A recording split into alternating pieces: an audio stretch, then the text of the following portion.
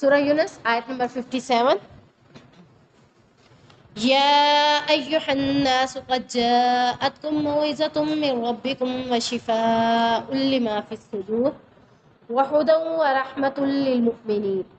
اے لوگو، بے شک تمہارے پاس تمہارے رب کی طرف سے عظیم نصیحت اور اس کے لیے سراسر شفا جو سینوں میں ہے، اور ہدایت ایمان والوں کے لیے اور رحمت ایمان والوں کے لیے. اس آیت میں اللہ تبارک و تعالیٰ نے مشرک ہے، یہودی ہے، کافر ہے، مسلمان ہے، سب کو ہی مخاطب کر دیا. لوگوں جو بات آ گئی ہے، لوگوں میں تمام دنیا کے ہر طرح کے لوگ آ گئے، چھوٹا کیا، بڑا کیا، کالا کیا، گورا کیا، کافر کیا، مسلمان کیا، ہر طرح کے لوگوں کے لیے یہ بات آ گئی ہے، کیونکہ اللہ تبارک و تعالیٰ نے قرآن پاک کو تمام لوگوں کے لیے نازل کیا ہے. تو یہ آیت بھی اللہ تمام لوگوں سے مخاطب ہو رہا ہے. میں نے آپ کو پہلے بھی ایک دفعہ کہا تھا کہ قرآن اللہ رب العزت کی کتاب ہونے کے ساتھ ساتھ اللہ ہم سے بات چیت کر رہا ہے. یہ قرآن کیا کرتا ہے؟ اللہ ہم سے بات چیت کرتا ہے. جب میرا دل چاہے کہ اللہ میرے سے بات کرے تو میں کیا کروں؟ قرآن کی تلاوت شروع کر دوں، اس کا ترجمہ پڑھنا شروع کر دوں، تو مجھے پتہ چلے گا کہ اللہ مجھ سے بات کر رہا ہے. اور جب میرا دل چاہے کہ میں اللہ سے بات کروں تو پھر میں نماز پڑھنے کھڑے ہو جاؤں. نماز میں کیا کرتی ہوں؟ اللہ سے میں بات کر رہی ہوں کہ اللہ مجھے یہ چاہیے، اللہ مجھے عذاب سے بچا لے، اللہ مجھے جہنم سے بچا لے، اللہ میری بخشش کر لے. یہ ساری دعائیں نماز کے اندر میں اپنے رب سے مانگ رہی ہوتی ہوں. تو یہاں بھی اللہ تبارک و تعالیٰ نے تمام لوگوں کو مخاطب کر کے کہا، اے لوگو، تمہارے پاس ایک عظیم نصیحت آ چکی ہے. یعنی قرآن کو سمجھ کر پڑھنے کے فائدے بتائے جا رہے ہیں. اگر ایک کوئی انسان قرآن کو سمجھ کر پڑھے گا تو سب سے پہلا فائدہ کیا ہے؟ موعظۃ من ربکم، اس کے رب کی طرف سے یہ کیا ہے؟ نصیحت ہے. نصیحت کیا ہوتی ہے؟ جس کو ہم سمجھتے ہیں کہ بڑی امپورٹنٹ بات ہے، اہم بات ہے، ذرا ہم کہتے ہیں کہ یہ میری نصیحت ہے، اس کو کیا کرو تم؟ پلو سے باندھ لو.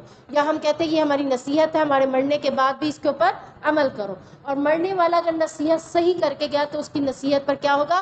عمل ہوگا. اگر مرنے والے کی نصیحت پر عمل ہے تو باقی لوگوں کے لیے عام روٹین میں جب کوئی نصیحت کی بات ہو تو کیا ہو جائے گی؟ ہمارے لیے امپورٹنٹ بات ہو جائے گی. تو اللہ تبارک و تعالیٰ نے یہاں قرآن پڑھنے کا، سمجھ کر پڑھنے کا جو پہلا فائدہ بتایا ہے وہ کیا بتایا ہے؟ کہ یہ ایک عظیم نصیحت ہے، ایسی نصیحت جو انسان کی توجہ دنیا سے ہٹا کر اللہ کی طرف راغب کرتی ہے. یہ جب ہم قرآن کو ترجمے کے ساتھ پڑھ رہے ہوتے ہیں ہمارے ذہن میں کیا ہوتا ہے؟ اللہ. ہماری توجہ دنیا کے سارے معاملات سے ہٹ جاتی ہے. ایون کہ اگر کوئی بندہ پریشان ہے نا تو اس کی پریشانی بھی اس کو بھول جاتی ہے. لوگ تو کہتے ہیں کہ پریشانی میں موسیقی سن لو تو کیا ہوگا؟ پریشانی ختم ہو جائے گی. نہیں، بلکہ انسان اور بھی زیادہ پریشان ہو جاتا ہے. اللہ کا قرآن ایک واحد کتاب ایسی ہے جو قرآن پڑھنے کے بعد کیا ہو جائے گا؟ میری دنیا کے تمام معاملات سے نظر ہٹ جائے گی. میری توجہ کس کی طرف ہو جائے گی؟ اللہ کی طرف. میں اللہ کو یاد کر کے روز آخرت کی طرف توجہ کروں گی اپنی، اور اس سے دلوں میں کیا ہوگی؟ رقت طاری ہو جائے گی. رقت کیا طاری ہوگی؟ کہ انسان دنیا کی بجائے آخرت کو سوچنا شروع کر دے گا. اس کے دل میں کیا آ جائے گا؟ خوف آ جائے گا. کس طرح کا خوف آئے گا؟ کہ میں اللہ کے سامنے کیسے کھڑی ہوں گی، میں اللہ کو کیسے جواب دوں گی. یہ باتیں کسی دنیا کی کتاب کے ساتھ یاد نہیں آتی. یہ باتیں کس کے ساتھ یاد آتی ہیں؟ اللہ کے قرآن پڑھنے کے ساتھ. اگر میں عربی کو رٹا رٹ پڑھتی جاؤں یہ آیت میں 10 دفعہ بھی پڑھ لوں تو مجھے کبھی بھی اس سے نصیحت نہیں ملے گی. اگر میں اس کا ترجمہ پڑھ کر میں جب یہ ذہن میں رکھوں گی کہ یہ آیت جو ہے، اس آیت میں اللہ تعالیٰ کیا کہہ رہا ہے کہ قرآن تمہارے لیے عظیم نصیحت ہے، ایسی نصیحت جو تمہاری توجہ دنیا سے ہٹا کر تمہارے رب کی طرف کرتی ہے، اور تمہارے دل میں کیا ہوتا ہے؟ اللہ کا ڈر خوف پیدا کرتا ہے، اور دنیا سے بے رغبتی ہو جاتی ہے. ہم سمجھتے ہیں کہ عالم لوگ پتہ نہیں یہ کیسے جی رہے ہیں ٹی وی کے بغیر. ایک سوچ آتی ہے نا. یہ اب کیا بتا رہا ہے کہ قرآن بے رغبتی پیدا کر دیتا ہے. دنیا کی چیزوں سے رغبت نہیں ہوتی اسے کھانے پینے دنیا کے معاملات سے رغبت نہیں ہے. اس کی رغبت کیا ہے؟ عبادت. اس کا شوق کیا ہے، اس کی توجہ کیا ہے، اس کو کیا پسند ہے، وہ ہمیشہ عبادت کو سوچتا ہے کہ اگر میں نفل پڑھ رہا ہوں تو میں مزید نفل کیسے پڑھوں، میں دن کی عبادت کر رہا ہوں تو میں رات کی عبادت کیسے کروں، میں رات کو قیام کیسے کروں، میں اللہ کے سامنے کھڑے ہو کر گراؤں کیسے. اس کی ہمیشہ توجہ کس کی طرف رہے گی؟ اللہ کی طرف، اللہ کو یاد کرنے کے لیے. وہ سوچے گا کہ اب میں اس ٹائم میں اللہ کو کیسے یاد کروں. مثال کے طور پر کھانا بنا رہا ہے، گھر کے کام کر رہا ہے، اس کی توجہ کیا ہوگی؟ اس کی توجہ یہی ہوگی کہ میرے دل میں اللہ کا شوق جو پیدا ہو گیا ہے، میں دنیا سے بے رغبت ہو کر اس وقت کیا کر رہی ہوں؟ گانے نہیں گا رہی، بلکہ میری زبان سے کیا ہو رہا ہے؟ اللہ کا ذکر. تو یہ سمجھ لے، جب اللہ کا ذکر زبان سے زیادہ ادا ہوتا ہے، دنیا سے بے رغبتی، گانوں سے بے رغبتی، دنیا کے معاملات سے بے رغبتی ہو جاتی ہے، تو سمجھ لے کہ ہم اللہ کے پیارے بننے والوں میں سے شامل ہو چکے ہیں. اگر ہمارے دل میں دنیا کی کام کرتے چلتے پھرتے ہماری زبان پر گانے ہیں، ہماری زبان پر ڈرامے ہیں، اداکاروں کی باتیں ہیں، دنیا کی باتیں ہیں، دنیا کے فیشن کی باتیں ہیں، تو پھر ہماری دنیا سے ابھی تک بے رغبتی نہیں ہوئی.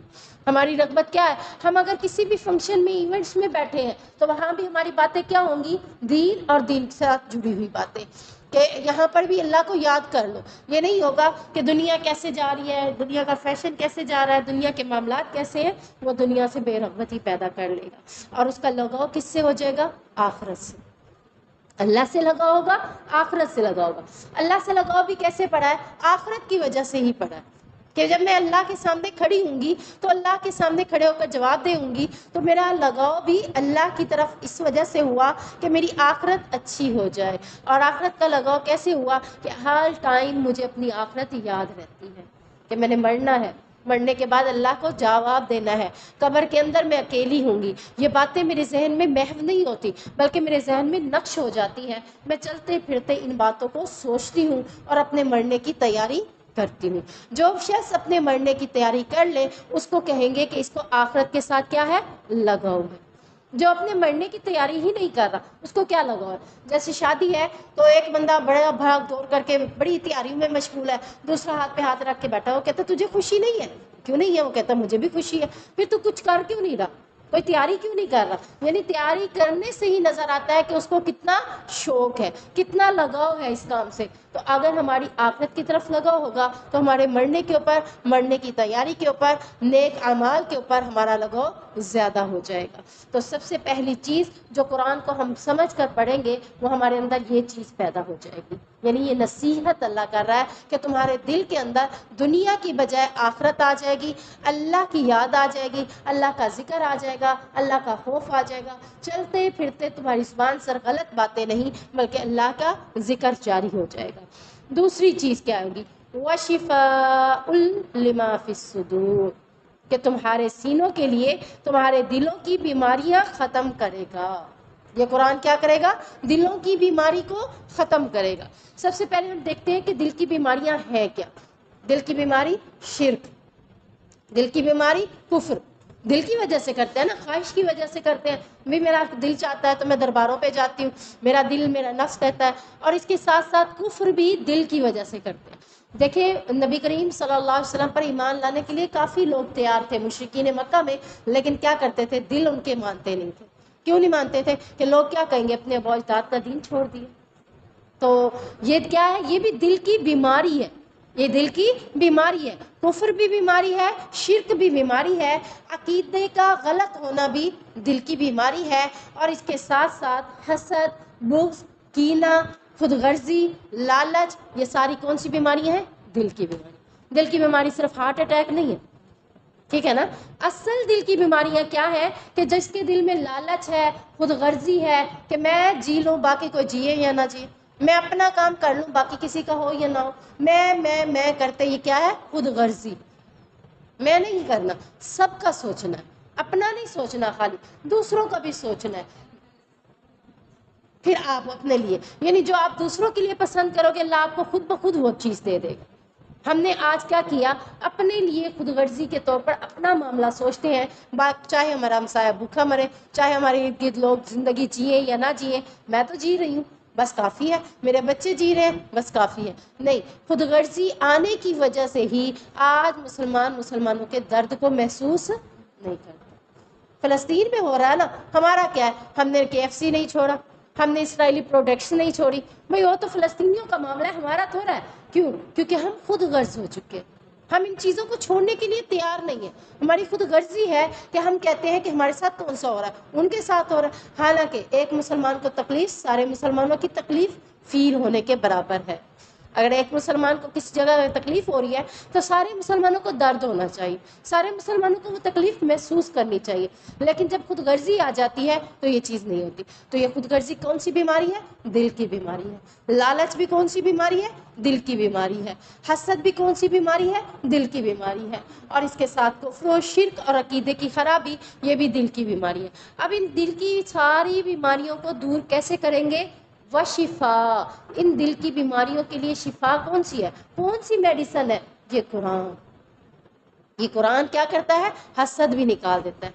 دیکھ لیں، ایک ایمان والا بندہ، اس کے دل میں حسد نہیں ہے، کوئی جو کچھ مرضی کرتا رہے، وہ کہتا ہے میں تو اپنے بل بوتے پہ کھڑا ہوں گا، اس کو دیکھ کے کیا کرنا، میں جیوں، میں ہنسی ہے، خوشی ہے، غم ہے، میں اپنی زندگی کو اپنے طریقے سے جیوں گا، کسی کو دیکھ کر حسد نہیں آئے گا کہ وہ اعلیٰ اسکول میں پڑھے، میرے بچے کیوں نہیں پڑھے، وہ اچھا کھا رہے ہیں تو میں کیوں نہیں، میری معاملہ میرے ساتھ ہے۔ یہ کب آتا ہے؟ یہ شفا کیسے ملتی ہے؟ قرآن پڑھنے کے ساتھ۔ اللہ نے کتنی بڑی بات کہہ دی کہ ان بیماریوں کی دوائی کیا ہے؟ قرآن ہے۔ جب ہم قرآن پڑھتے ہیں آٹومیٹک عقیدہ بہتر ہو جاتا ہے، اللہ تو شریک باللہ آ جاتا ہے نا، کہ اللہ کے ساتھ کسی کو شریک نہیں ٹھہرانا، مسلمان بننا ہے، کافر نہیں بننا، حسد نہیں کرنا، بغض نہیں کرنا، کسی کے ساتھ کینہ نہیں کرنا، کسی کے ساتھ خود غرضی والا معاملہ نہیں کرنا۔ یہ کون بتا رہا ہے؟ یہ قرآن ہمیں بتا رہا ہے۔ تو تیسری چیز کیا ہے؟ وحودن، جب ہم قرآن کو سمجھ کر پڑھتے ہیں تو یہ ہمارے لیے کیا بن جاتا ہے؟ ہدایت کا باعث بن جاتا ہے، ہمیں سیدھے راستے کی طرف، روشنی والے راستے کی طرف لے جاتا ہے۔ ہم نماز میں دعا کرتے ہیں نا، اہدنا الصراط المستقیم، ہر رکعت میں پڑھتے ہیں، اللہ سے کیا کہہ رہے ہیں؟ ہمیں سیدھا راستہ دکھا۔ اب اللہ بتا رہا ہے کہ سیدھا راستہ دکھاتا کون ہے؟ کون سی جگہ سے پتہ چلے گا کہ سیدھا راستہ ہے؟ کسی عالم سے نہیں پتہ چلے گا، کسی مفتی سے پتہ نہیں چلے گا، سیدھا راستہ تمہیں قرآن بتائے گا کہ جنت میں سیدھا راستہ کون سا ہے؟ جنت۔ جنت میں جانے والا راستہ کون سا ہے؟ یہ قرآن ہمیں بتاتا ہے کہ یہ راستہ اختیار کرو گے تو جنت میں جاؤ گے۔ اب جیسے قرآن نے ہمیں بتایا شرک نہیں کرنا، شرک کریں گے تو جہنم میں جائیں گے، شرک نہیں کریں گے تو آٹومیٹکلی جنت مل سکتی ہے، کیونکہ اللہ تعالیٰ مشرک کو کبھی بھی جہنم سے نہیں نکالے گا۔ یہ کس نے بتایا؟ قرآن نے بتایا۔ تو قرآن کے پڑھنے سے ہی ہمیں کیا ملی؟ ہدایت ملی، ہمیں پتہ چلا کہ شرک نہیں کرنا، اور ہمیں پتہ چلا کہ اللہ کو کیا پسند ہے اور کیا نہیں پسند ہے۔ راستہ سیدھا جنت کی طرف جانے والا کون سا ہے؟ یہ سارا کچھ کون بتاتا ہے؟ قرآن بتاتا ہے۔ کوئی والدین نہیں بتا رہے، کوئی دنیا کا ٹیچر، کوئی اسکول، کوئی کالج، کوئی یونیورسٹی نہیں بتا رہی ہے تو کیا بتا رہی ہے؟ یہ اللہ کی کتاب بتا رہی ہے۔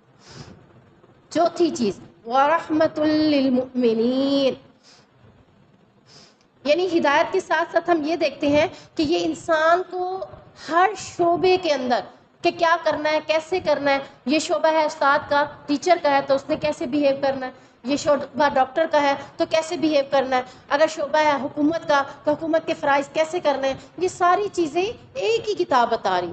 حالانکہ اگر ہم دیکھتے ہیں فزکس ہماری الگ کتاب ہے، کیمسٹری ہماری الگ کتاب ہے، بایو ہماری الگ کتاب ہے، سائنس ہماری الگ کتاب ہے، ریاضی الگ ہے، انگلش الگ ہے، اردو الگ ہے، لیکن ایک ہی کتاب میں اللہ نے بتا دیا میاں کو زندگی کیسے گزارنی ہے، بیوی کو بتا دیا زندگی کیسے گزارنی ہے، حکمران کو بتا دیا کہ تم نے حکمرانی کیسے کرنی ہے، استاد کو بتا دیا کہ تم نے تربیت کیسے کرنی ہے، اور اسی طریقے سے ایک عورت کی ذمہ داری کیا ہے یہ بھی قرآن نے بتا دیا، اور اسی طریقے سے بچوں کی تربیت کیسے کرنی ہے یہ بھی قرآن نے بتا دیا۔ ایک ہی کتاب ہے، ساروں کو گائیڈ کر رہی ہے، ساروں کو بتا رہی ہے، سب کو راستہ دکھا رہی ہے، ہدایت والا راستہ سب کو بتا رہی ہے۔ کوئی اصول کہیں سے نہیں لیے جائیں گے، سارے اصول کہاں سے لیے جائیں گے؟ حکمرانی کرنی ہے، سیاست کرنی ہے تو تب بھی قرآن سے دیکھو کیسے کرنی ہے، کس حکمرانی کیا کرنی ہے۔ قرآن کیسے دکھاتا ہے کہ اللہ کے نبی صلی اللہ علیہ وسلم نے غزوہ تبوک میں خود بنفس نفیس شرکت کی، یہ قرآن ہی بتا رہا ہے نا۔ قرآن میں یہ ہے نا کہ پیٹ پہ پتھر باندھے ہوئے تھے تو پتہ چلا کہ حکمران ہے، بہت بڑے نبی ہیں، امام الانبیاء ہیں، بیٹھ جاتے ایک سیٹ بنوا کر، تخت بنوا کر بیٹھ جاتے، عوام کو کہتے کھلو چلو خندق کھودو، میرا کیا کام، میں تو حکمران ہوں؟ نہیں، پروٹوکول لیا کوئی؟ لوگ آ کر پوچھتے تھے، بیٹھے ایسے ہوتے تھے صحابہ میں کہ لوگ آ کر پوچھتے تھے کہ ان میں نبی کون ہے. حکمرانی کے لیے طریقے بھی اللہ نے بتا دیے کہ بیٹھو ایسے کہ ضروری نہیں ہے کہ تمہاری نشاندہی ہو کہ تم اس عہدے پر فائز ہو، بلکہ لوگ آ کر خود پوچھیں. یعنی لوگوں میں مل جل جاؤ. یہ نہیں ہے کہ ہم حکمران ہیں تو بجلی ہماری فری ہوگی، ہم حکمران ہیں تو ہمارے کھانے بھی فری ہوں گے، ہم حکمران ہیں تو پیٹرول بھی ہمارا فری ہوگا. اور یہ سارے کون ادا کریں گے؟ عوام کریں گے. بلکہ حکمرانی کے لیے اللہ کیا سکھاتا ہے کہ تم اپنی جان کو جوخم میں ڈال دو، عوام کے لیے کیا کرو؟ سہولت دو. حضرت عمر فاروق نے کیا کہا تھا جب غلام نے کہا کہ لیجئے میں اپنے کندھوں پر یہ سامان لاد کر لے جاتا ہوں، اس عورت کے جس کے بچے بھوکے رات میں سو نہیں رہے تھے، سامان میں لاد کر لے جاتا ہوں، آپ تو خلیفہ ہیں. کہا کیا تم میرا آخرت میں بوجھ اٹھا لو گے؟ کہا نہیں. کہا پھر مجھے دنیا میں بھی اپنا بوجھ خود اٹھانے دو. یہ حکمرانی ہے. یہ کون سکھا رہا ہے؟ یہ قرآن، اور قرآن کے ذریعے صحابہ کے ساتھ، انبیاء کے ساتھ اللہ نے سیاست کا طریقہ بھی بتا دیا. پھر مدینے میں سیاست کیسے کی اللہ نے وہ بھی بتا دیا. تو یہ یعنی کہ صرف یہ نہیں ہے کہ گھر کے معاملات سکھاتا ہے، زندگی کے ہر شعبے کو گائیڈ کرنے والی یہ کتاب ہے، ہر کسی کو راستہ دکھانے والی یہ کتاب ہے. اس کے بعد چوتھی چیز وَرَحْمَةٌ لِّلْمُؤْمِنِينَ، اور مومنین کے لیے اس میں کیا ہے؟ رحمت. جب انسان اپنے لیے اس قرآن کے راستے کو چن لیتا ہے تو اللہ کی رحمتوں کا مستحق ہو جاتا ہے. اللہ کی رحمتیں کس پر اترتی ہیں؟ للمؤمنین، مومنوں پہ، تمام لوگوں پہ نہیں اترتی. اللہ نے پہلے مخاطب تمام لوگوں کو کیا ہے، لیکن اللہ نے کیا دیا کہ جو تینوں چیزوں کو کرو گے تو ان تینوں چیزوں کی صورت میں، قرآن کو سمجھ کر پڑھنے کی صورت میں، چوتھی چیز تمہیں کیا ملے گی؟ اللہ کی رحمت میں آ جاؤ گے. اور جس پر اللہ کی رحمت ہو اس کے لیے معیشت چاہے جتنی مہنگائی ہو جائے اس کے لیے مہنگائی نہیں. کیوں؟ اس کے اوپر کیا ہے؟ اللہ کی رحمت. جتنے بھی معاملات ہو جائے اس کو کھلانے والی ذات کون ہے؟ اس کا تو ایمان ہے نا اپنے رب پر، باقی لوگوں کا نہیں ہوتا. انہیں کہتا ہے ہم کمائیں گے، ہم محنت کریں گے، نمازیں چاہے پڑھیں نہ پڑھیں، چاہے دنیا کے دین کے معاملات کریں نہ کریں، ہم کیا کریں گے؟ ہم کمائیں گے تو کھائیں گے. لیکن اللہ کی رحمت ہو جائے اللہ وہاں سے بھی کھلاتا ہے جہاں سے ہمیں گمان بھی نہیں ہوتا. تو اللہ تعالیٰ کہہ رہا ہے کہ یہ چوتھا فائدہ اس کو کیا ہوتا ہے کہ جو معاشرے کی حکومت میں اور معاشرے میں یا اپنے فرائض میں اللہ کی اتباع کرتا ہے، اللہ اس پر اپنی رحمت کے دروازوں کو کھول دیتا ہے. سبحان اللہ. تو یہ آیت کہہ لیں کہ پورے قرآن کا مجموعہ ہے ہمارے لیے. بہت پیاری آیت ہے، اور اس آیت کے اندر اللہ نے سارا کچھ دے دیا. اگر ہم سمجھنے والے بن جائیں تو یہ آیت ہمارے لیے بہت ہی بڑی آیت ہے. قل بفضل اللہ، کہہ دیجئے نبی کریم صلی اللہ علیہ وسلم یہ اللہ کا فضل ہے. کیا چیز اللہ کا فضل ہے؟ ذکر کس کا ہو رہا ہے؟ قرآن کا ہو رہا ہے. قرآن کا ہی ذکر ہونا پیچھے. تو یہ قرآن کیا ہے؟ اللہ کا فضل ہے. اللہ نہ چاہتا تو نہ دیتا، اللہ نے چاہا ہے تو دیا. اور یہ اللہ کا فضل ہے کہ اس نے ہمیں پوری زندگی کا سرکل اس قرآن میں بتا دیا. جیسے ہم کہتے ہیں نا تمہاری بڑی مہربانی تم نے مجھے بتا دیا، تم نے مجھے بتا دی، ورنہ پتہ نہیں میں کیا کرتی، مجھے تو پتہ ہی نہیں تھا کہ آج میں جاؤں گی تو یہ میرے ساتھ ہوگا. تم نے بتا دیا آج ہڑتال ہے تو میں نہیں گئی، تم نے بتا دیا آج میں بچ گئی. تو اللہ کہہ رہا ہے کہ یہ تمہارے پر اللہ کا فضل ہے کہ جس نے تمہیں زندگی گزارنے کے سارے اسلوب بتا دیے. تو قرآن اللہ کا فضل ہے، وہ بھی رحمتہ، اور اس کی رحمت بھی ہے. قرآن کے ساتھ ساتھ دوسری چیز کیا ہے؟ دین اسلام. اللہ نے قرآن میں اسی کا ذکر کیا نا کہ دین اسلام، میں نے 2 نعمتیں تمہارے اوپر کر دی. کون سی؟ قرآن اور دین اسلام. دین اسلام نہ دیتا، اسلام کی دین کی سمجھ ہمیں نہ دیتا تو ہم کبھی بھی کسی نعمت کو، دنیا کی ساری نعمتیں میرے پاس ہوتی. کافروں کے پاس دیکھ لیں ہر طرح کی نعمت ہے، ہر طرح کی ٹیکنالوجی انہوں نے بنا لی ہے، ہر طرح کے ان کے پاس ہتھیار، چیزیں، سامان، یہاں تک کہ ان کے ملکوں میں چلے جاؤ تو بندہ دنگ رہ جاتا ہے کہ اتنی زیادہ ان کے پاس سارے کچھ ہے، اتنی نعمتیں ہیں. اور اس کے باوجود اللہ کہہ رہا ہے کہ جس کے پاس یہ 2 نعمتیں نہیں ہیں نا اس کے پاس کچھ بھی نہیں. وہ 2 نعمتیں کون سی ہیں؟ قرآن اور دین اسلام. قرآن کیا ہے؟ اللہ کا فضل ہے، اور دین اسلام کیا ہے؟ اس کی رحمت ہے. اگر وہ ہم پر رحمت نہ کرتا تو ہم مسلمان ہی نہ ہوتے. یہ اللہ کا رحم ہی کرنا ہے نا ہم پر. رحمت نکلا ہے رحم سے. رحم کیا ہوتا ہے؟ ہمدردی. اللہ نے ہم پر رحم کیا، اور ہمیں سیدھا راستہ دین اسلام والا دکھا دیا۔ ان دونوں نعمتوں کو اللہ تعالیٰ نے دنیا اور دنیا میں جو کچھ ہے ساری نعمتوں سے بڑھ کر افضل کرا دیا ہے۔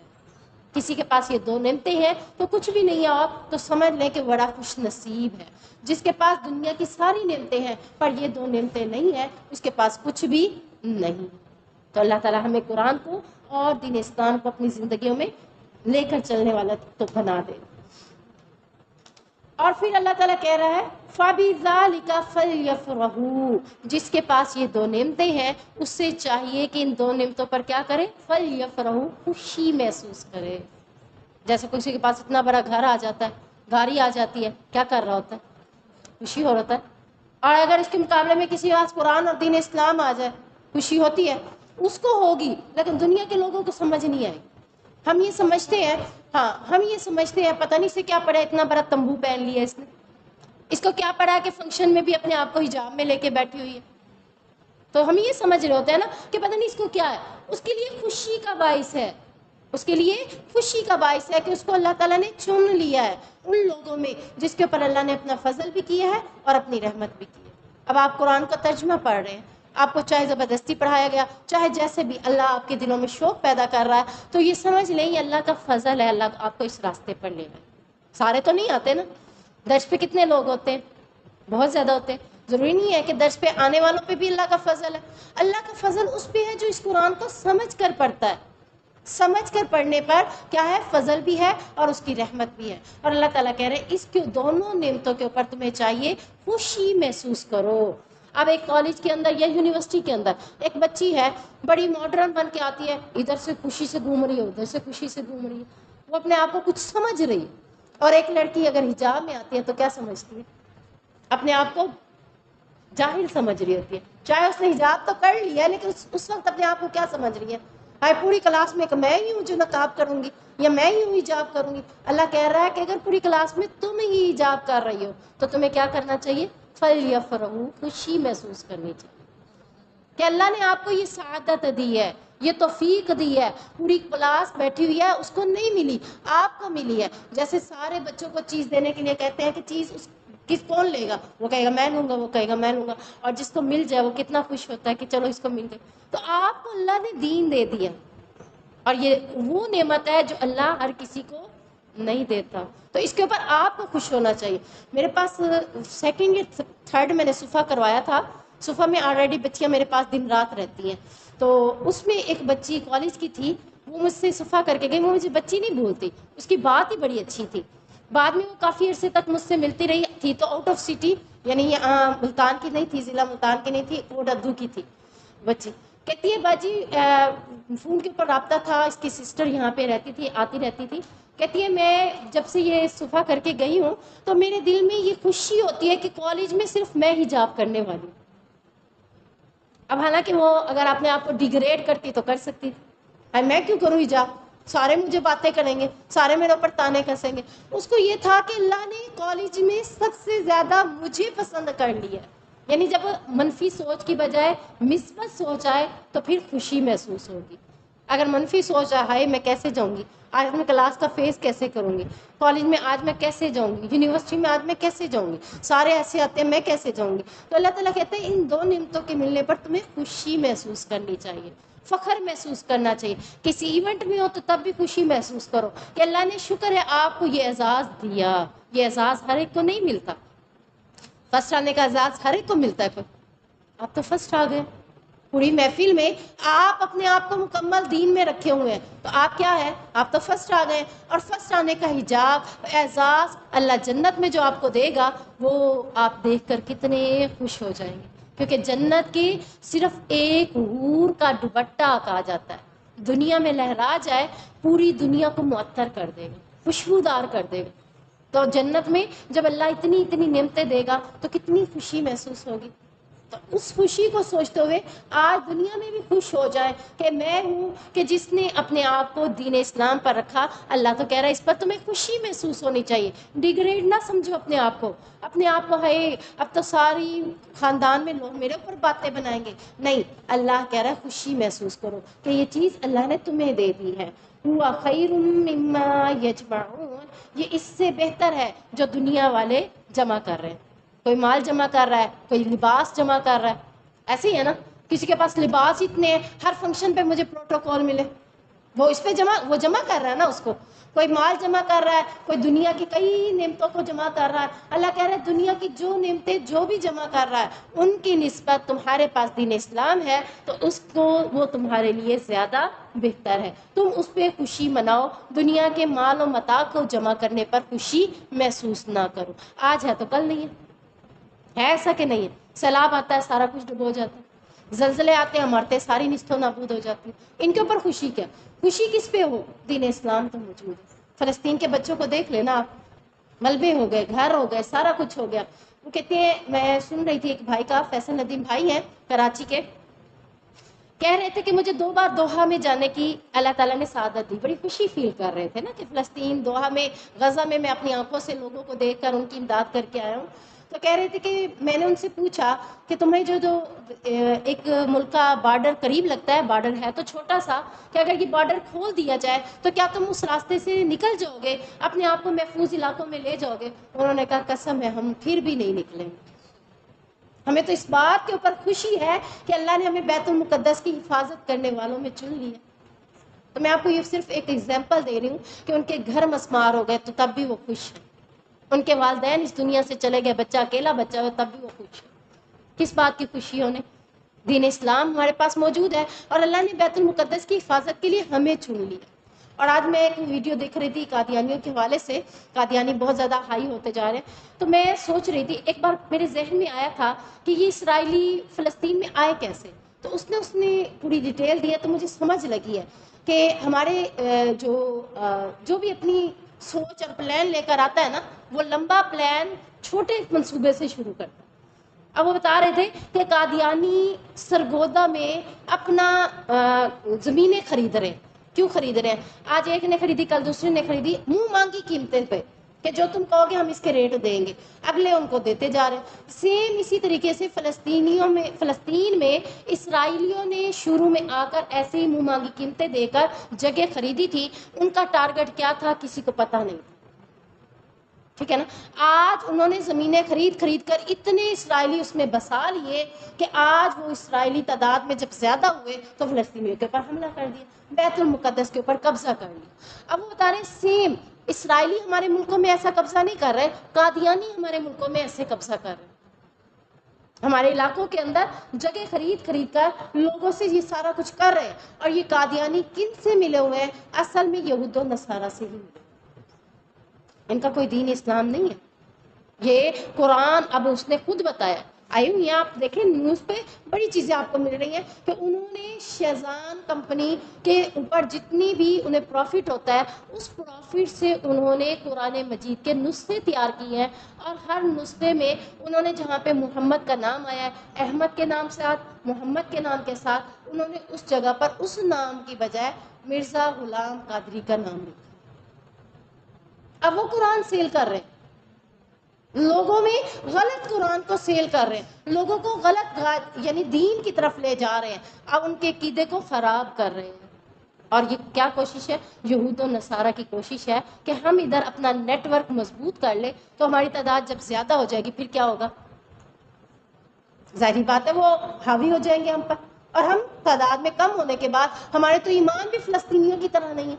چلے ان کے ایمان تو فلسطینیوں کے مضبوط ہے نا, ہمارے تو وہ بھی نہیں ہے. ہمیں کوئی کچھ کہتا ہے ہم تو بک جاتے. تو اللہ تعالیٰ ہمیں محفوظ فرمائے. تو یہ جو بات ہے کہ دنیا اور دنیا کا جو مال و متاع ہے ان سب سے بہتر آپ کے پاس کیا ہے؟ اللہ کا فضل اور اس کی رحمت. فضل قرآن اور رحمت دین اسلام. تو مسلمانوں کو بتایا جا رہا ہے کہ قرآن مجید نہ صرف دنیا میں انسان کے کام آتا ہے بلکہ آخرت میں بھی ہمارے لیے فائدہ ہے. کیسے فائدہ ہے؟ عمل کی صورت میں ہے نا. عمل کی صورت میں دنیا میں ہم اسے پڑھیں گے. سورۃ ملک آج میں پڑھ رہی ہوں. کیوں پڑھ رہی ہوں؟ دنیا میں بھی فائدہ لے رہی ہوں کہ جتنے ورڈز پڑھوں گی ہر ورڈ کے اوپر مجھے 10 نیکیاں. ہر ورڈس کے اوپر، لفظ کے اوپر، ایک لفظ کے اوپر مجھے 10 نیکیاں، اور کتنے ورڈز ہیں مجھے کتنی نیکیاں مل گئی. اور اس کے ساتھ ساتھ میرے لیے آخرت میں کیا فائدہ ہے کہ میں نے اسے اپنے لیے سفارش کا باعث بھی بنا لیا، اور جب میں اس کے اوپر عمل کروں گی، عمل کی صورت میں مجھے جنت میں جو نعمتیں ملیں گی، جو عہدے ملیں گے، جو اعزازات ملیں گے، جو انعامات ملیں گے، وہ اللہ کے سبحان اللہ. تو قرآن پاک ایک ایسی کتاب ہے جو دنیا میں بھی فائدے کا باعث ہے اور آخرت میں بھی فائدے کا باعث ہے. شرط یہ ہے عمل. عمل نہیں ہے تو نہ دنیا میں فائدے کا باعث ہے، نہ ہی آخرت میں فائدے کا باعث ہے. ہاں جی، حدیث میں آتا ہے کہ نبی کریم صلی اللہ علیہ وسلم نے فرمایا، یقیناً اللہ تعالیٰ اس کتاب پر عمل کرنے کی وجہ سے کچھ قوموں کو سربلندی عطا کرتا ہے، اور اس سے منہ پھوڑنے والے، اعراض کرنے والوں کو، کچھ قوموں کو ذلیل و رسوا کر دیتا ہے. اب ہم اس کو تھوڑی سی دیکھتے ہیں کہ نبی کریم صلی اللہ علیہ وسلم کے دور میں جب صحابہ نے اس قرآن کے مطابق عمل کیا، ان قوموں کو اللہ تعالیٰ نے کیا دیا تھا؟ سربلندی دی تھی کہ نہیں دی تھی؟ ملی تھی نا. کئی ممالک فتح ہو گئے تھے. کس چیز کے ساتھ فتح ہوئے تھے؟ قرآن پر عمل کرنے کی وجہ سے اللہ نے سربلندیاں عطا کر دی. عمر فاروق کا دور ہے، آدھی دنیا اسلام سے بھر چکی. کس وجہ سے؟ قرآن پر عمل کرنے کی وجہ سے. اور آج قرآن سے اعراض کرنے کی صورت میں ہماری قوموں کو اللہ تعالیٰ نے ذلیل و رسوا کر دیا ہے. نام ذلیل و رسوا. آج کافروں کے آگے ہاتھ پھیلاتے ہیں، کشکولے لے کے جاتے ہیں قرآن پر عمل نہ کرنے کی وجہ سے. یہ نہیں اللہ کہہ رہا کہ تمہاری روزی کم ہے، تمہارا کاروبار کم ہے، نہیں. اصل چیز کیا ہے؟ قرآن سے منہ پھیر لینا. کون قرآن سے پر جڑا ہوا ہے؟ قرآن سے منہ موڑنے کی صورت میں آج ہمارے اوپر کیا ہوا؟ ہم ہی قومیں ذلیل و رسوا ہو گئی. تو اللہ تعالیٰ ہمیں قرآن پر عمل کرنے والا بنا. دوسری حدیث میں آتا ہے، نبی کریم صلی اللہ علیہ وسلم نے فرمایا، اللہ کی کتاب میں ہدایت ہے اور روشنی بھی ہے. روشنی ہوتی ہے تو بندہ چلتا ہے نا، اندھیرا ہو جائے چلے گا؟ جب آپ کو پتا ہو کہ قرآن سیدھا راستہ بتا رہا ہے یہی، تو اس راستے پر چلتے ہوئے آپ کو روشنی محسوس ہو تو آپ چلیں گے. اگر اندھیرا ہو جائے تو آپ نہیں چل سکے، گمراہ ہو جائیں گے. تو قرآن کیا ہے؟ ہدایت بھی ہے اور روشنی بھی ہے. جس نے اس کو مضبوطی سے پکڑ لیا وہ ہدایت پر قائم ہو گیا، اور جس نے اس سے غفلت برتی وہ گمراہ ہو گیا. تھوڑا سا اس سے گور ہو جائے، تھوڑا سا اس سے منہ پھیر لے تو کیا ہو جائیں گے؟ گمراہ ہو جائیں گے. دنیا کے ساتھ مل جائیں گے، دنیا کے ساتھ جڑ جائیں گے. فنکشن، ہمارے ایونٹ، ہمارے معاملات سارے کیا ہو جائیں گے؟ دنیا والے ہو جائیں گے. تو قرآن کے ساتھ جڑنا ہی ہمیں دین اسلام کے ساتھ جوڑنا بنا دیتا ہے. اس کو جب ہم مضبوطی سے پکڑ لیں، جب میں نے کسی عمل کے اوپر ارادہ کر لیا، پھر میں نے کیا کرنا ہے؟ مضبوطی سے اسے پکڑ لینا. دنیا مجھے گمراہ کرنے کی کوشش کرے گی. کیوں گمراہ کر رہی ہے؟ کیونکہ میں، دنیا کیا ہے؟ قرآن سے منہ موڑے ہوئے، اور جب وہ منہ موڑے ہوئے مجھے بھی منہ موڑوائے گی. لیکن میں نے کیا کرنا ہے؟ قرآن کو جب مضبوطی سے پکڑ لیا تو اس سے اعراض نہیں کرنا. ایک اور روایت میں آتا ہے، یہ اللہ کی رسی ہے. روایت میں بھی آتا ہے اور باقاعدہ قرآن کے الفاظ بھی ہیں، وَاعْتَصِمُوا بِحَبْلِ اللَّهِ جَمِيعًا، اللہ کی رسی کو مضبوطی سے تھامے رہو. تو اللہ کیا کہہ رہا ہے؟ یہ اللہ کی رسی ہے. جب جس نے اس کی پیروی کی وہ ہدایت پر ہوگا، اور جس نے اسے چھوڑ دیا وہ گمراہ ہو جائے گا. رسی کی کتنے سرے ہوتے ہیں؟ 2 سرے ہیں. ایک رسی کو ہم نے پکڑ لیا، اس رسی کا دوسرا سرا کس کے پاس ہے؟ اللہ کے پاس. جب تک ہم رسی کو پکڑے رہیں گے ہمارے اوپر کون ہے؟ اللہ. جب ہم نے رسی کو چھوڑ دیا اب اللہ ہے ہمارے اوپر؟ نہیں ہے. تو یہی بات ہے کہ جب تک ہم رسی کو مضبوطی سے پکڑیں گے ہم سیدھے راستے پر بھی ہوں گے، اور اللہ ہمارے سارے معاملات کو بہتر کر دے گا. جب ہم قرآن کو چھوڑ دیں گے، نہ اللہ ہے ہمارے ساتھ، نہ ہمارے معاملات صحیح ہو رہے، ہم خود بھی کیا ہو گئے؟ گمراہ ہو گئے. تو اللہ تعالیٰ ہمیں قرآن کو تھامنے والا بنا دے. قُلْ أَرَأَيْتُم مَّا أَنزَلَ اللَّهُ لَكُم مِّن رِّزْقٍ فَجَعَلْتُم مِّنْهُ حَرَامًا وَحَلَالًا. اے نبی کریم صلی اللہ علیہ وسلم کہہ دیجئے، کیا تم نے دیکھا جو اللہ نے تمہارے لیے رزق اتارا، پھر تم نے اس میں سے کچھ کو حرام قرار دیا اور کچھ کو حلال بنا لیا. یعنی حالانکہ اللہ تعالیٰ نے وہ رزق ہمارے لیے کیا بنایا تھا؟ حلال بنایا تھا. ہم ہی لوگوں نے اپنی مرضی سے اس کو حرام بنا دیا. کیسے؟ کہ قرآن پاک میں کئی مقامات پر آتا ہے کہ مشرکوں نے کچھ رسم و رواج کی صورت میں حلال کاموں کو حرام قرار دیا تھا اور حرام کو حلال قرار دیا تھا. تو تو جیسا کہ آج بھی بہت سی چیزیں ایسی ہیں جو اللہ تعالیٰ نے حلال رکھی ہیں تو لوگوں نے اس کو حرام کر دی ہیں، اور حرام چیزوں کو کیا کر دیا اپنے لیے حلال کر دیا۔ اللہ تعالیٰ نے تجارت کو حلال کر رکھا ہے اور سود کو حرام کیا ہے۔ لوگ نے سود کو حلال کر دیا ہے اور تجارت کو کیا سمجھتے ہیں؟ غلط سمجھتے ہیں۔ تو اسی طریقے سے اور بھی کئی ایسی مثالیں موجود ہیں۔ ان مثالوں میں آتا ہے، حدیث کے اندر آتا ہے کہ رسول اللہ صلی اللہ علیہ وسلم کی خدمت میں سیدنا مالک بن نزلہ کہتے ہیں کہ میں حاضر ہوا، اس وقت میری حالت یہ تھی کہ جسم میلا کچیلا تھا، بال بکھرے ہوئے تھے۔ آپ نے مجھ سے پوچھا تمہارے پاس کچھ مال بھی ہے؟ یعنی گندی حالت میں دیکھنے کی وجہ سے، جسم بھی میلا کچیلا ہے اور لباس بھی کیا ہے؟ میلا ہے، بال بھی کیا ہوئے؟ بکھرے ہوئے۔ تو آپ صلی اللہ علیہ وسلم نے پوچھا کیا تیرے پاس کچھ مال ہے؟ میں نے کہا جی ہاں۔ آپ نے فرمایا کس قسم کا مال ہے؟ میں نے کہا اونٹ بھی ہیں، غلام بھی ہیں، گھوڑے بھی ہیں، بکریاں بھی ہیں، یعنی وغیرہ وغیرہ، ہر قسم کا میرے پاس مال موجود ہے۔ آپ صلی اللہ علیہ وسلم نے فرمایا جب اللہ نے تجھے ہر قسم کے مال سے نواز رکھا ہے تو پھر تجھ پر اس کے اثرات نظر بھی آنے چاہیے۔ کیا سمجھ آ رہی ہے اس بات سے؟ کہ مال ہے تو اس کو ظاہر بھی کرنا چاہیے۔ یہ نہیں ہے کہ مال ہے اس میں کنجوسی کرتے ہوئے چلو بھئی اب میں پہنوں یا نہ پہنوں، گندا رکھو اپنے آپ کو، لوگوں کو کیا نظر آئے گا کہ اس کے پاس مال نہیں ہے۔ مال ہے تو اس کو ظاہر کرے، یعنی جتنا آپ کے پاس ہے، جتنا اللہ نے دے رکھا ہے وہ ظاہر کرے۔ کیوں؟ کیونکہ اللہ جمیل، اللہ خوبصورت ہے، وَيُحِبُّ الْجَمَالِ، اور خوبصورتی کو پسند کرتا ہے۔ اب آپ کے پاس ڈینٹونک بھی ہو، ٹوتھ پیسٹ بھی ہو، آپ برش نہ کریں، آپ برش نہ کریں، آپ نے اپنے آپ کے دانت کو خراب رکھا ہے۔ آپ کے پاس برش بھی ہے، کنگا بھی ہے، آپ نے کنگا نہیں دیا، بال بکھرے ہوئے۔ آپ کے پاس کپڑے بھی ہیں، آپ نہاتے نہیں ہیں، کپڑے نہیں پہنتے، آپ نے اپنے آپ کو کیا کیا ہوا ہے؟ آپ کے پاس مال موجود ہے، آپ نے اس مال کو ظاہر نہیں کیا۔ کنگا ہے تو دے کر رکھو، پیسٹ ہے تو اس کو کر کے رکھو، کپڑے اچھے ہیں تو پہن کے رکھو۔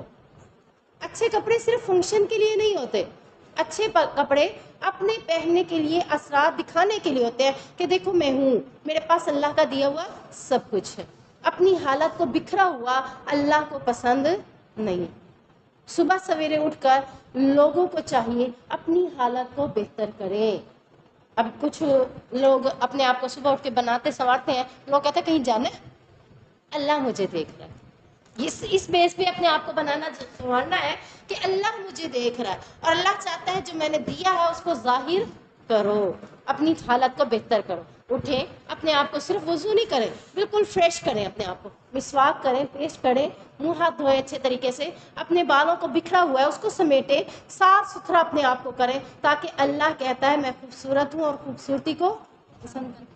کہیں جاتے ہیں تب بہترین ہو، گھر کھڑے ہو تو بکھرے ہوئے بالوں کے ساتھ نہیں، آپ کے بال ہمیشہ سمٹے ہوئے ہونے چاہیے، بہتر ہونی چاہیے۔ اب اسی حدیث کو مزید مکمل کرتے ہیں۔ آپ صلی اللہ علیہ وسلم نے پھر اس سے دریافت فرمایا کہ ایسا نہیں کہ تمہاری قوم کی اونٹنیاں صحیح و سالم بچے پیدا کرتی ہیں، پھر تم ہاتھ میں استرا لے کر اس کا کان کاٹ دیتے ہو اور اس کا نام بحیرہ رکھ لیتے ہو۔ بحیرہ رکھنے کے بعد کیا کرتے تھے؟ اب یہ اونٹنی یا یہ اونٹ کا بچہ ہمارے لیے حلال نہیں ہے، اس کا گوشت ہم نہیں کھا سکتے۔ کیوں؟ کیونکہ اس کا کان کاٹ کے اس کو کیا کر دیا؟ حرام کر دیا ہم نے۔ اللہ نے کیا تھا حرام؟ نہیں کیا نا۔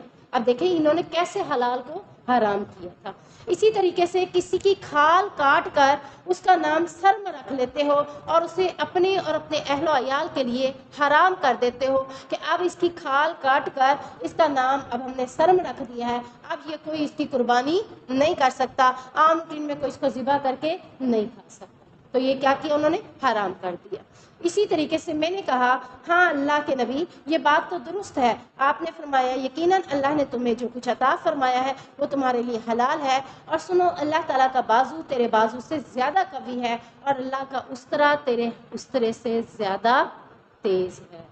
یعنی اگر تم اللہ کی حلال کردہ چیزوں کو حرام کر دیتے ہو تو اللہ کے پاس بھی یہ چیزیں موجود ہیں۔ جب تم ان لوگوں کے جانوروں کے ساتھ ایسا کرتے ہو تو اللہ تمہارے ساتھ بھی ایسا کرنے پہ قادر ہے۔ جب اللہ نے نہیں کہا تو پھر تم ایسا کیوں کرتے ہو؟ تو یہاں پتہ چلا کہ وہ کیسے حلال کو حرام قرار دیتے تھے اور حرام کو حلال قرار دیتے تھے۔ تو جو چیز حلال ہے، گانا سننا اللہ نے حرام کر دیا، حلال ہو سکتا ہے، ہم نے کیا کر دیا؟ حلال ہی کر دیا نا، صبح سے لے کر رات تک گانے سنے جا رہے ہوتے ہیں، حلال کر دیا اپنے لیے، حرام ہے نا۔ تو اسی طریقے سے سور کی چربی ہمارے لیے کیا ہے؟ سور خود بھی حرام ہے، گدھے کا گوشت حرام ہے، لیکن عوام کو کھلایا جا رہا ہے، عوام کو کھلایا جا رہا ہے۔ کتے کا گوشت ہمارے لیے حرام ہے، ہمیں پتہ ہی نہیں ہوتا۔ بڑے بڑے ہوٹلوں میں سننے کو کیا ملتا ہے؟ ملتا ہے نا، نیوز میں آتا ہے نا۔ تو یہ کیا کیا انہوں نے؟ حرام کو حلال کر دیا، اور ہم نے یہ چیزیں ہمیں پتہ ہی ہوتی، ہم وہاں پہ جا کے کھا لیتے ہیں اور اتنا اتنا پیسہ بھراتے ہیں۔ ایک شخص کے بارے میں آتا ہے کہ وہ ہمیشہ ایک بڑے اونچے لیول کے ہوٹل میں جا کے کھانا کھاتا تھا۔ تو ایک دن جب کھانا کھانے گیا تو اس نے اس مالک سے کہا، ویٹر سے کہا کہ اپنے مالک سے کہو آج ٹیسٹ ویسا نہیں ہے جیسے ہمیشہ ہوتا ہے۔ بات جب کھلی تو پتہ چلا عام ہوٹل میں اس کو کتے کا گوشت کھلایا جاتا تھا، آج بکری کا گوشت پکا رہا تھا، اس لیے اسے ٹیسٹ ہی نہیں لگا۔ انسان جس چیز کا عادی ہو جائے نا، وہی چیز اسے اچھی لگتی ہے نا۔ حرام کھا کھا کے اس کو حلال اچھا ہی نہیں لگا۔ اللہ تعالیٰ ہمیں محفوظ فرمائے، حلال کھانے کی توفیق دے، حرام سے بچنے کی توفیق عطا فرمائے۔ قل اللہ اذن لکم ام علی اللہ تفترون، اے نبی کریم صلی اللہ علیہ وسلم کہہ دیجئے کہ اللہ نے تمہیں اس بات کی اجازت دی ہے کہ کسی کا کان کاٹ کے اس کو حرام کر دو، کسی کی کھال کاٹ کے اس کو حرام کر دو؟ اللہ نے تو تمہیں اجازت نہیں دی، کیا تم اللہ پر جھوٹ باندھتے ہو؟ یعنی ہوتا یہ تھا کہ یہ کچھ مشرک رسم و رواج کے پرستاروں نے از خود ان چیزوں کو حرام کرا کر اور پھر کہتے تھے کہ یہ چیزیں اللہ نے ہمارے لیے حرام قرار دی۔ اللہ کہہ رہے ہیں ان سے پوچھو کہ اللہ نے حرام کی ہے کسی کتاب میں؟ دکھاؤ کون سی کتاب میں لکھا ہے؟ جیسے ہماری کتاب میں لکھا ہے کہ فلاں فلاں چیزیں، سورۃ مائدہ پڑھیں گے تو اس میں پتہ چلتا ہے کہ کیا کیا چیزیں حلال ہیں اور کیا چیزیں ہمارے لیے حرام ہیں، تو ہماری کتاب میں موجود ہے نا۔ اللہ کہہ رہا ہے کہ ان کو کوئی کتاب ہی لے آؤ جس میں لکھا ہوا ہو کہ یہ چیز حرام ہے اور یہ چیز حلال ہے، اللہ نے کسی کتاب میں لکھ کر دیو۔ اگر نہیں لکھا تو کیا تم اللہ پر جھوٹ باندھتے ہو؟ اللہ کی طرف منسوب کر کے اس کو کیا کرنا ہے؟ اللہ پر جھوٹ باندھنا۔ کسی بات کو جو اللہ نے نہیں کی اللہ کی طرف منسوب کرنے میں جھوٹ ہی ہے نا۔ میں نے جب کوئی بات ہی نہیں کی، کوئی کہے گا آپ نے کی، میں کہوں گی نہیں تم جھوٹ بول رہے ہو، میں نے تو کہا ہی نہیں۔ جب اللہ نے وہ بات نہیں کی اور اللہ کی طرف وہ منسوب کر دیا جائے تو وہ کیا ہے؟ افتراء، اللہ پر جھوٹ باندھنا۔ اور اللہ کو یہ بندہ بڑا ہونا پسند کہ جو اللہ پر جھوٹ باندھتا ہے۔ وَمَا ظَنُّ الَّذِينَ يَفْتَرُونَ عَلَى اللَّهِ الْكَذِبَ يَوْمَ الْقِيَامَةِ، اور کیا گمان ہے ان لوگوں کا جو اللہ پر جھوٹ باندھتے ہیں قیامت کے دن میں، یعنی قیامت کے دن کے بارے میں ان کا کیا گمان ہے؟ کیا وہ اللہ پر یقین نہیں رکھتے کہ اللہ کے پاس حاضر بھی ہونا ہے، اللہ کو اپنے جھوٹ کے بارے میں بتانا ہے؟ اچھا، جو جھوٹ بول رہا ہوتا ہے نا اس سے پتا ہوتا ہے کہ میں جھوٹ بول رہا ہوں، اور اگر اس جھوٹ بول بول بول کے عادی ہو جائے نا پھر اسے پتہ نہیں چلتا کہ میں جھوٹ بول رہا ہوں۔ تو کیا ہے، اگر ایک وقت میں کبھی وہ جھوٹ بولتا ہے نا تو اندر وہ کھٹکا پیدا ہو رہا ہے، اور دوسرے وقت میں وہ جھوٹ بول بول کے اتنا عادی ہو جاتا ہے کہ اسے پتہ ہی نہیں چلتا کہ وہ کتنا جھوٹ بول رہا ہے۔ تو اللہ تعالیٰ کہتا ہے قیامت کے بارے میں ان کا کیا گمان؟ اللہ کو جواب نہیں دینا انہوں نے جو اللہ پر جھوٹ باندھ رہے ہیں۔ ان اللہ لذو فضل علی الناس ولکن اکثرهم لا یشکرون، بے شک اللہ تعالیٰ صاحب فضل والا ہے لوگوں کے اوپر لیکن اکثر لوگ شکر ادا نہیں کرتے۔ اللہ فضل والا ہے، اللہ نے پیچھے بھی کہہ دیا میں نے فضل کیا، اللہ تو فضل کرنے والا ہے۔ اللہ نے حلال کر دیے چیزیں، انہوں کو حرام کر دیا، اللہ نے فضل کیا تھا، لیکن ہم اللہ کے فضل کے اوپر شکر گزار نہیں بنتے۔ اللہ نے ہمیں اتنی نعمتیں دی ہیں ان کے اوپر شکر نہیں کرتے، جو نہیں ملا ہوتا نا اسی کو لے کے بیٹھے ہوتے ہیں۔ 10 نعمتیں آج صبح سے مل گئی ہیں، ایک نعمت نہیں ملی اسی کو پکڑ کے بیٹھ گئے، اللہ نے تو یہ دیا ہی نہیں ہے، میں نے مانگا تھا ملا ہی نہیں ہے۔ اللہ تعالیٰ کہتا ہے شکر گزار کرو، اکثر لوگ کیا ہیں؟ شکر نہیں کرتے۔ تو یہاں سے پتہ چلا کثرت کن لوگوں کی ہے؟ شکر نہ کرنے والوں کی۔ کثرت کن کی ہے؟ نافرمانوں کی۔ قلیل، تھوڑے لوگ ہیں جو شکر کرتے ہیں، تھوڑے لوگ ہیں جو ایمان والے ہیں۔ اللہ سے دعا کیا کرے اللہ ہمیں انہی تھوڑے لوگوں میں شامل کر دے۔ تو جو لوگ ایک تو چیز کو حرام کر دیتے ہیں اور دوسرا اللہ پر جھوٹ باندھتے ہیں تو یہ دوہرے جرم کرتے ہیں۔ دوہرا مجرم ہے نا، ایک جرم نہیں کر رہا، 2 جرم کر رہا ہے، تو دوہرے جرم کرنے کی وجہ سے یہ دوہرا مجرم ہے۔ اور اللہ اس کے لیے کیا کہہ رہا ہے؟ زبردست دھمکی دیتے ہوئے کہہ رہا ہے کہ قیامت کے دن ان کا معاملہ اللہ تعالیٰ خوب جان لے گا کہ کیا ہے ان کا معاملہ۔ وما تكون في شأن وما تتلو منه من قرآن ولا تعملون من عمل إلا كنا عليكم شهودا إذ تفيضون فيه اور تو نہ کسی حال میں ہوتا ہے، نہ اس کی طرف سے آنے والے قرآن میں سے کچھ پڑھتا ہے، اور نہ تو کوئی عمل کرتے ہو، مگر ہم تمہارے اوپر کیا ہوتے ہیں؟ گواہ ہوتے ہیں جب تم اس میں مشغول ہوتے ہو۔ اس آیت میں اللہ تعالیٰ دو لوگوں کو مخاطب کر رہا ہے، ایک نبی کو اور ایک مشرکین کو۔ اب سب سے پہلے ہم دیکھتے ہیں کہ نبی کریم صلی اللہ علیہ وسلم کے حوالے سے اللہ تعالیٰ نے کیا کہا کہ جو تم کر رہے ہوتے ہو، سب سے پہلے کیا ہے کہ تو کسی بھی حال میں ہوتا ہے یا قرآن پڑھ رہا ہوتا ہے یا کوئی عمل کر رہا ہوتا ہے، اس پہ گواہ کون ہے؟ اللہ۔ اور اس کے مقابلے میں اللہ تعالیٰ مشرکین کے بارے میں بھی کہہ رہے ہیں کہ اے مشرکین تو جو کام کر رہا ہے اس پر بھی گواہ کون ہے؟ اللہ تعالیٰ۔ اب ہم دیکھتے ہیں کہ اللہ کے نبی صلی اللہ علیہ وسلم کا اور مشرکین کا آپس میں تقابلی جائزہ کیسے ہوا۔ جیسے میں کہتی ہوں آپ دونوں کا جائزہ لوں گی کہ آپ دونوں میں سے کون زیادہ بیسٹ ہے۔ تو مشرکین کے عمل کیا تھے، نبی کا عمل کیا تھا، نبی کیا کرتے تھے اور مشرکین کیا کرتے تھے، دونوں کا مشن کیا تھا، ٹھیک ہے نا، ایک قسم کا۔ نبی کا مشن کیا تھا؟ نبی کریم صلی اللہ علیہ وسلم دن رات لوگوں کی ہدایت کے لیے چلتے تھے، لوگوں کی ہدایت کے لیے دن رات وقف کیا ہوا تھا، لوگوں کو جا کر دین بتایا کرتے تھے۔ کنتم خیر امۃ اخرجت للناس تأمرون بالمعروف، اچھی باتوں کا حکم دینا کس کے ذمہ ہے؟ ہم سب کے ہے نا۔ تو ہمارا نبی یہ سب سے پہلے فریضہ دیتا ہے، دن رات اس نے اس فریضے کے لیے ایک کر دیا۔ ہم کتنے دن کے لیے نکلتے ہیں، کتنے ٹائم کے لیے نکلتے ہیں، کتنے لوگوں کو یہ دعوت دیتے ہیں؟ دین کی دعوت دینا، اچھی بات کی دعوت دینا، ہم کہتے ہیں آج سب کو پتہ ہے، پتہ ہوتا ہے، لیکن کسی وقت کسی کو کہہ دینا اس کے لیے ہدایت کا باعث بن جاتا ہے۔ تو یہ فریضہ اللہ کے نبی دن رات کیا کرتے تھے، اور اسی مقصد کے لیے وہ اپنی جان تک کھپا دیتے تھے۔ کیسے کھپاتے تھے؟ راتوں کو لمبے لمبے قیام کر رہے ہیں۔ حضرت عائشہ پوچھ رہی ہے کیوں اتنے لمبے قیام کر رہے ہیں، کیوں اتنی لمبی لمبی دعائیں کر رہے ہیں؟ کہا کہ میں اپنی امت کی بخشش کے لیے دعائیں نہ کروں۔ جان کھپا رہے ہیں کہ نہیں کھپا رہے؟ اور ہاں امت ہم کیا کر رہے ہیں؟ اپنے نبی کے لیے ہم کیا کر رہے ہیں؟ انہوں نے تو ہمارے لیے بہت کچھ کیا، دن رات ایک کر دیا۔ راتوں کو سوتے ہی کم ٹائم کے لیے تھے، اور دن سارا ہماری ہدایت کے لیے نکلتے تھے، ہمیں بتانے کے لیے نکلتے تھے، اور راتوں کو بھی اپنی جان کو کھپا دیتے تھے۔ یعنی ان کی زندگی کا مقصد ہی کیا تھا؟ ان کی جان کو، اپنی جان کو اللہ کے راستے میں نکال کر تھکا دیتے تھے۔ یعنی ایک مقصد ہے، جیسے ہم گھر کے کاموں میں اپنے آپ کو تھکا دیتے ہیں، صبح پکا رہے ہیں، شام پکا رہے ہیں، برتن دھو رہے ہیں، گھر کے کام کر رہے ہیں، ہم نے اپنے آپ کو کس میں تھکا دیا؟ دنیا کے معاملات میں۔ اور نبی کریم صلی اللہ علیہ وسلم اپنے آپ کو کن کاموں میں کھپاتے تھے؟ چلیں ہم عورت ہیں تو مرد کن کاموں میں اپنے آپ کو کھپاتا ہے؟ معاشرے کے معاملے میں۔ نبی نے کن کاموں میں اپنے آپ کو کھپایا؟ دعوت دینے میں، دین کی دعوت دینے میں سرگرم رہتے تھے، اپنی جان کو تھکا دیتے تھے، لوگوں کو جا جا کر قرآن سکھاتے تھے، اور اس کے ذریعے جہاد کرتے تھے۔ جب لوگ ایمان نہیں لاتے تھے تو آپ کو انتہائی صدمہ ہوتا تھا۔ دوسری طرف آپ کے مخالفین جو آپ کو اور آپ کے ساتھیوں کو، اب ان کا رویہ کیا تھا، ان کا مشن کیا تھا کہ نبی کو اور ان کے ساتھیوں کو تکلیف کیسے دینی، درد کیسے دینا ہے، تکلیفیں کیسے پہنچانی ہے، کہاں مسلمانوں کا مذاق اڑانا ہے، کہاں اسلام کے راستے میں رکاوٹیں پیدا کرنی ہیں۔ دی کہ نہیں دی انہوں نے تکلیفیں؟ دی نا، صحابہ کو کتنی تکلیفیں دیتے تھے، تپتی ریت پر لٹا دیتے، کوئلے جل رہے ہیں، آگ ابھی اس میں سے نکل رہی ہے، اس کے اوپر لٹا دیتے تھے، حضرت سمیہ کے 2 ٹکڑے کر دیے۔